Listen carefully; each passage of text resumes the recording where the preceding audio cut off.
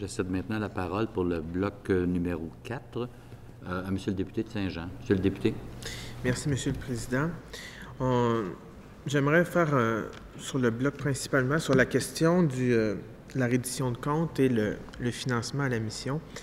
De ce que j'ai entendu jusqu'à maintenant, Monsieur le Président, de la part du ministre, c'est que le financement à la mission des Carrefour Jeunesse Emploi sera... il n'y aura plus de financement à la mission. Ça sera en fonction d'entente, donc en fonction des jeunes, du nombre de jeunes et de la particularité de ces jeunes-là. Chaque Carrefour Jeunesse Emploi recevra un montant d'argent pour aider ces jeunes-là en particulier. De ce que j'ai compris du ministre, c'est ça. Donc, il n'y a plus de financement à la mission.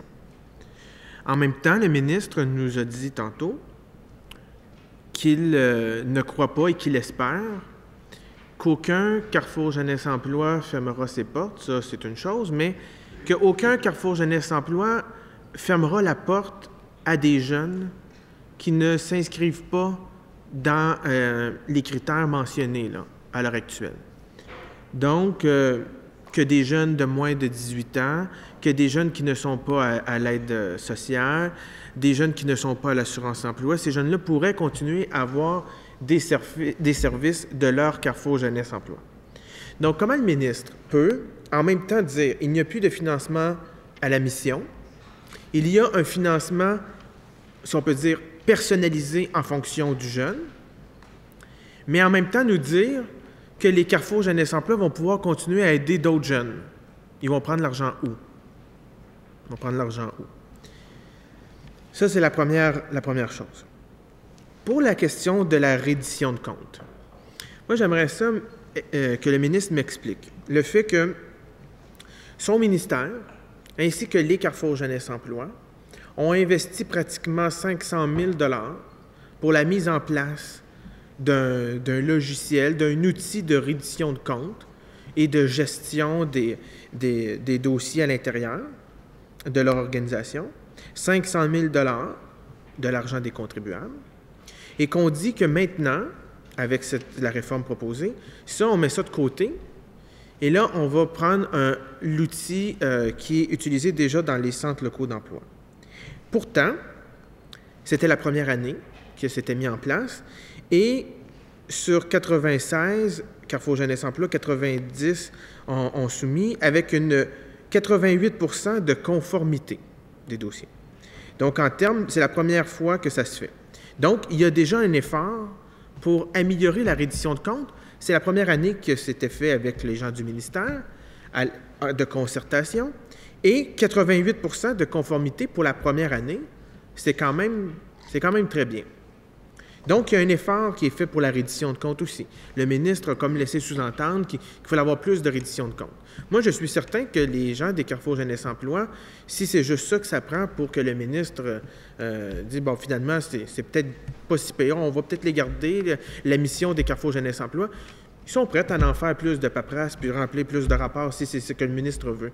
Mais en même temps, j'entends, dans le projet de loi 15, en commission parlementaire, de la part de son collègue président du Conseil du Trésor, il faut avoir un gel d'embauche, il faut s'assurer qu'il y ait moins de paperasse, il faut réduire la bureaucratie.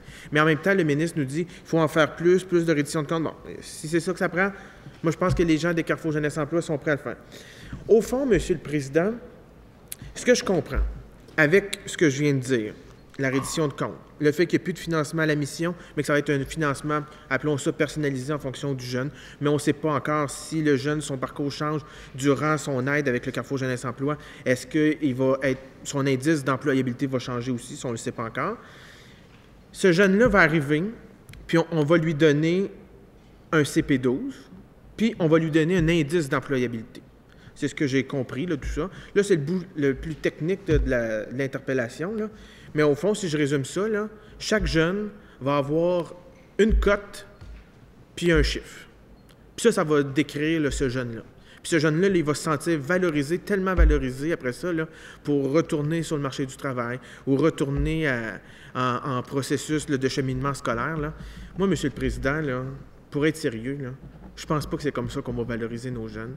Puis je pense pas que c'est comme ça qu'on va pouvoir aider nos jeunes en leur donnant une cote puis un chiffre. Ça, là, c'est un tel, là, David, là, ben toi, c'est ça ton cote, puis tu as un indice d'employabilité de temps, puis on t'aide ou on t'aide pas. Merci, M. le Président. Merci, M. le député de Saint-Jean. Monsieur le ministre, 5 prochaines minutes. Oui, mais je suis d'accord avec le député Groux. Représenter un jeune comme un indice d'employabilité, ce serait bien triste. De toute façon, ce que l'on parlait tout à l'heure en termes d'indice d'employabilité, c'est de rappeler la profondeur de l'intervention qu'on recherche. Alors, et on ne dit pas aux jeunes, vous avez un indice de ceci ou de cela. Mais la profondeur de l'intervention, et quiconque ici sait très bien qu'il y a des jeunes qui sont beaucoup plus éloignés du marché du travail, et les Carrefour Jeunesse le savent très bien d'ailleurs, il y a encore mieux que vous et moi, Monsieur le député, savent très bien qu'il y a des jeunes qui sont plus éloignés du marché du travail. L'intervention sera plus longue, plus difficile, ils savent comment intervenir, etc. Donc, on ne présente jamais aux jeunes les indices d'employabilité, c'est d'aucune utilité. Mais pour nous, quand on transige avec des organismes d'employabilité, vous comprenez que c'est assez important de savoir quelle est la nature de l'intervention et la profondeur de l'intervention qu'ils doivent faire pour bien les financer. Maintenant, sur la question du financement, il faut bien comprendre que les Carrefour Jeunesse Emploi ne sont pas des créatures directes, une extension du gouvernement du Québec. Ils ont une autonomie relative. Ils ont été créés suite à une impulsion, une volonté gouvernementale, mais ils bénéficient d'une grande disons, autonomie. Alors, pour aller grossièrement, pour comprendre le montage financier des Carrefour Jeunesse, à peu près, en moyenne, à peu près 70 % dans ce qu'ils reçoivent vient d'Emploi Québec. C'est beaucoup d'argent. C'est pour ça, Monsieur le député, qu'ils sont un peu nerveux en ce moment et qui s'inquiètent de leur avenir. Donc, 70 % à peu près, ça vient d'Emploi Québec, en moyenne. Mais ils reçoivent aussi des sommes du secrétariat à la jeunesse et d'autres sommes, parfois des municipalités, parfois d'organismes publics, parapublics, même privés, pour des missions relatives à la jeunesse. Moi, ce qui m'intéresse, bien sûr, à titre de ministre de l'Emploi et de la Solidarité, et encore une fois, parce que je crains toujours les questions difficiles du député de Groux, là, lors de l'étude des crédits budgétaires, ce qui m'intéresse, bien sûr, c'est la gestion des 70 % là, et la direction doit prendre ce financement. Donc, si nous allons vers un financement qui priorise, et je pense que le mot recentrer n'est pas le bon, priorise des clientèles que nous désirons davantage, qui sont plus éloignées du marché du travail. On sait très bien, et dans toutes les négociations que nous faisons avec nos organismes d'aide à l'employabilité, qu'il y a toujours une ouverture pour des rencontres avec d'autres jeunes, et nous les finançons aujourd'hui.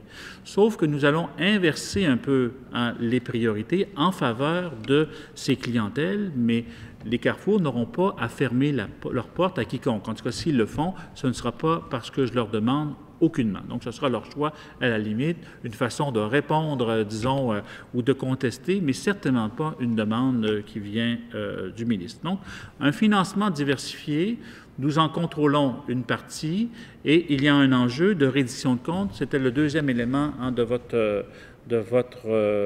présentation. Est-ce que vous voulez augmenter la reddition de comptes? À vrai dire, c'est plutôt la modifier que de l'augmenter. Vous avez raison, il y a des outils budgétaires qui ont été, informatiques qui ont été développés avec l'appui des Carrefour Jeunesse Emploi. Une partie du contenu de ces outils-là pourront être encore utilisés, notamment pour l'administration, disons, budgétaire des organismes. L'enjeu de la reddition que nous recherchons davantage, et encore une fois, nous voulons les normaliser par rapport aux autres organismes que nous finançons déjà, c'est davantage de connaître quelles sont leurs clientèles, qu'est-ce qu'ils font avec ces clientèles-là, quel est le chemin que suivent ces clientèles-là vers l'emploi ou non, les difficultés qu'ils rencontrent. Là-dessus, il nous manque beaucoup d'informations précises pour mieux les financer et davantage pour mieux financer notamment des régions qui sont prises avec des plus grandes clientèles éloignées du marché du travail. Donc, c'est ça l'essentiel, pas nécessairement plus de reddition, mais une meilleure reddition pour les financer davantage selon leurs activités réelles. Et encore une fois, j'insiste là-dessus, il y a eu une certaine dispersion que je comprends très bien, une certaine dispersion dans l'activité des Carrefour Jeunesse Emploi. Ce sera leur choix de maintenir l'éventail de leur activité, mais nous voulons les recentrer sur les travailleurs un peu plus éloignés du marché du travail. Merci, Monsieur le ministre. Alors,